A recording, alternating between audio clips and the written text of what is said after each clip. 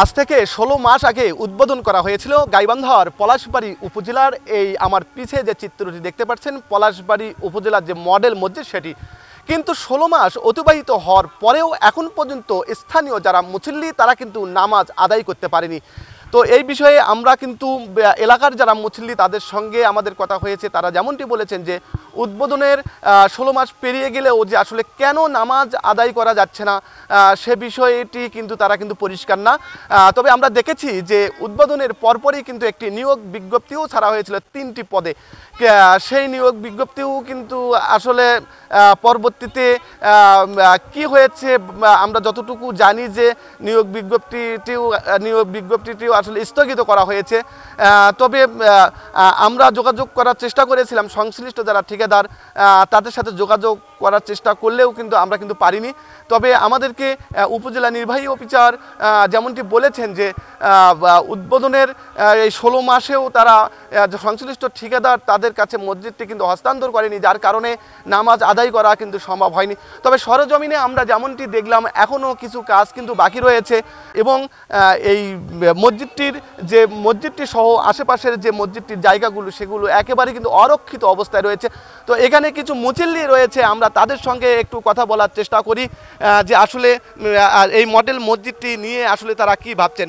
এই যে মডেল মসজিদটি আপনি তো এলাকারই বাসিন্দা, আসলে এখন পর্যন্ত নামাজ আদায় করা যাচ্ছে না, ১৬ মাস পেরিয়ে গেল, আসলে কি ভাবছেন আপনারা?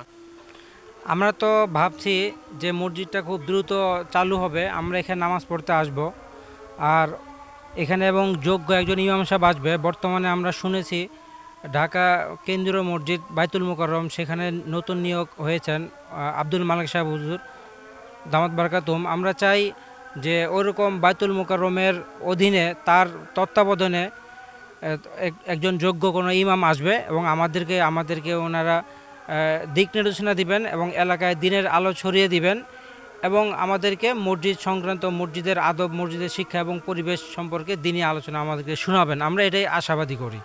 এই যে ১৬ মাসেও যে চালু হলো না, আপনারা কোথাও কোনো প্রকার যোগাযোগ করেছিলেন যে কেন চালু হচ্ছে না? না, আমরা তো যোগাযোগ করব কি, আমরা তো আমাদেরকে দেখানো হচ্ছে যে এখনো চলমান মসজিদের কার্যক্রম অসমাপ্ত। আমাদেরকে এটা জানানো হতেছে যে সমাপ্ত হবে পূর্ণাঙ্গভাবে, এরপর আমরা কাজ করব।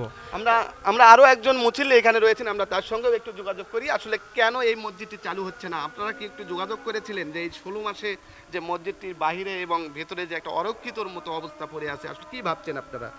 এখন মাঝে মধ্যে এখানকার ঠিকাদাররা যখন আসে কাজ করে তখন জিজ্ঞাসা করা হয়েছিল যে কেন আসলে মসজিদটা চালু হচ্ছে না। এখন এই বিষয়ে বলতেছে ওনারা যে এটা কাজ এখনও সম্পূর্ণ হয়নি, কিছু কিছু কাজ বাকি রয়েছে এবং বলতেছে এটা পেমেন্ট হয়নি। তারপরে এটাও দেখা গেল যে এই কারণে ওই হ্যান্ডওভার করতে পারছি না, মানে হস্তান্তর করতে পারছি না, আর সেজন্য চালু হচ্ছে না। এটাই তারা কারণ দর্শাচ্ছে, আর কোনো তো কারণ এ পর্যন্ত পাওয়া যায়নি। প্রায় ১৬ কোটি টাকা ব্যয়ে পলাশবাড়ির এই মডেল মসজিদটি ১৬ মাস আগে উদ্বোধন করা হলেও এখন পর্যন্ত চালু করা সম্ভব হয়নি, অর্থাৎ মুসল্লিরা কিন্তু নামাজ আদায় করতে পারছেন না। রবিউল ইসলাম, সময়ের কণ্ঠস্বর, গাইবান্ধা।